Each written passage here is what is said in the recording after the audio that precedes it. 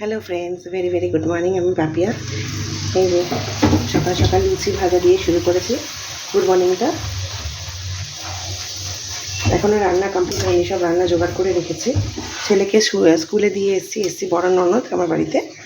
তো ব্রেকফাস্টে বানালাম আলুর তরকারি, এই যেখানে ভাজছি লুচি।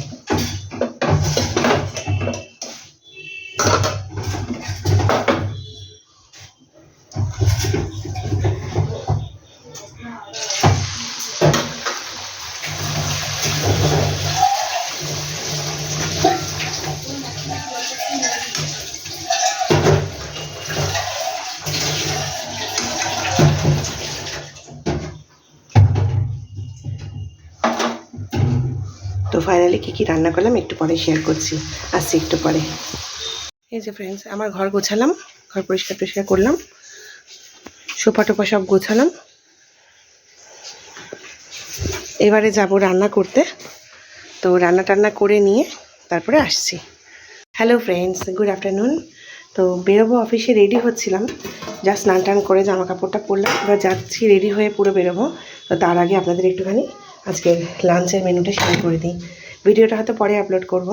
এই যে এখানে করেছি ভাত,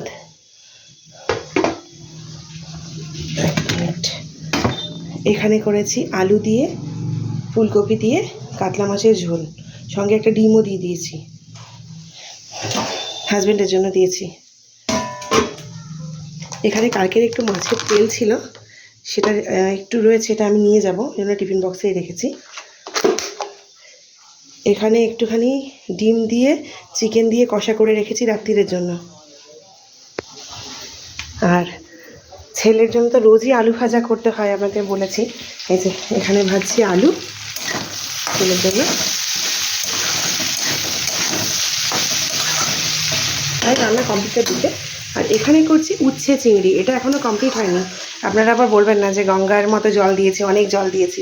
জলটা একটু মাখা মাখা হবে, তারপরে একটু কাঁচা তেল ছড়িয়ে নামিয়ে নেবো। চিংড়ি মাছ দিয়ে উচ্ছে দিয়ে আলু দিয়ে এটা আমি করি, এটা খেতে খুব ভালো হয়। তো রেসিপি যদি চান আমি দিয়ে দেবো রেসিপি। তো কাদের বাড়িতে উচ্ছে চিংড়ি হয় জানাবেন, আপনারা কিভাবে করেন সেটাও আমাকে জানাবেন। যদি নতুন কিছুভাবে শিখতে পারি তাহলে বানাবো আমিও। আর এই যে শাশুড়ি মায়ের ঘর গোছালাম, বিছনা টিছনা সব পরিষ্কার করলাম, আমার ঘরও পরিষ্কার করলাম। তো চলুন কী করে বেরোচ্ছি শেয়ার করছি আপনাদের। এই যে ছাদে এসছি একটু গাছে জল টল দেওয়ার জন্য, আমার গাছগুলো সব শুকিয়ে যাচ্ছে।